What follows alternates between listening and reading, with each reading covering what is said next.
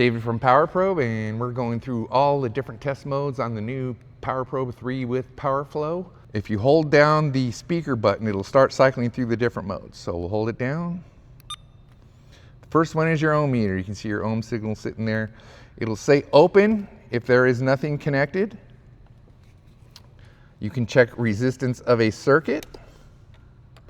Like I'll go through this component, 2.8 ohms.